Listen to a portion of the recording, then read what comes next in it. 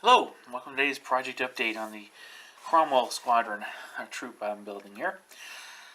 Now, there's one more decal left to apply before I actually start the weathering, and that is the actual air recognition stars.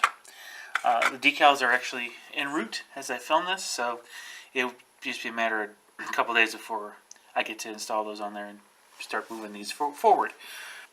But the work I've done since the last update has been subtle, aside from the decals, but in my opinion extremely important. So let's take a look at the decals real quick.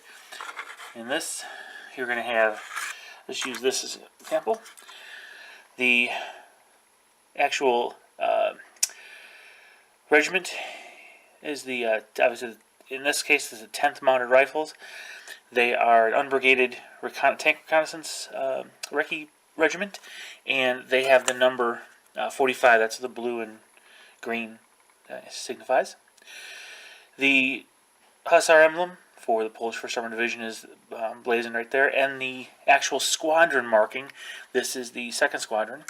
So, 2nd Squadron, so it's got the rings, the circles in that.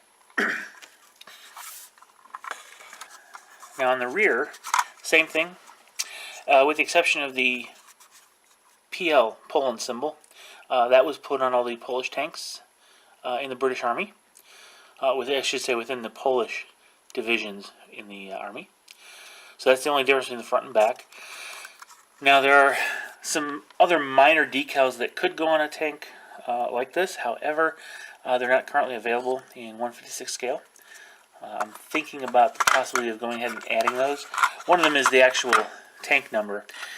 There's a 6-digit serial number prefixed by a T that would go on the side of the tank here usually. On some models it would actually go across the very bow of the tank. Sometimes in both. So those, I don't know if I'm actually going to add that. They're only 2.5 inches high, so we're talking about 1.5 millimeters high. I don't know if it's worth it. So I'd probably going to forego those. They usually end up getting obscured by weathering anyway. Alright, now the biggest subtle change is actually I've removed the antennas on all three tanks. And you can see I've clipped them with side cutters.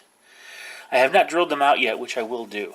Now if you want to check up in the upper corner here, you'll see a link to a video about making what I call durable fine scale antennas for your models. My biggest concern about the old Cromwell model antennas that were on here were they were hard plastic, and it really wouldn't take much, when you go in to reach for your tank to go pick it up, to bang your hand on those, or if you're reaching over it to clip those. And I purposely cut the tabs off of this so it would be easier to remove and move the turret. But even with that, I was worried that I'd come down at such an angle that I'd just break those off. So instead of having broken pieces all the time, I was going to go with those durable, flexible antennas. So check that video out if you haven't already. So that's where I'm at with the current Cromwells. Now one thing I want to mention, in the approach I took with this, the only place I put the gloss coating ahead of the decals was actually on the bow and on the very rear face. On this tank I haven't yet hit the top here. I will just before I go ahead and put that star on. I put a gloss coat layer down because it makes it a lot easier for those decals to adhere, especially when you apply some sort of decal solvent such as Solvaset or Champion's decal solvent. They're out of business anymore, but I still have a supply, thankfully. And those solutions, will cause decal to kind of melt, soften, and actually seal into the varnish. Let the glue adhere and let the decal and varnish it start to merge. So it makes a much stronger bond. So I will gloss coat that beforehand.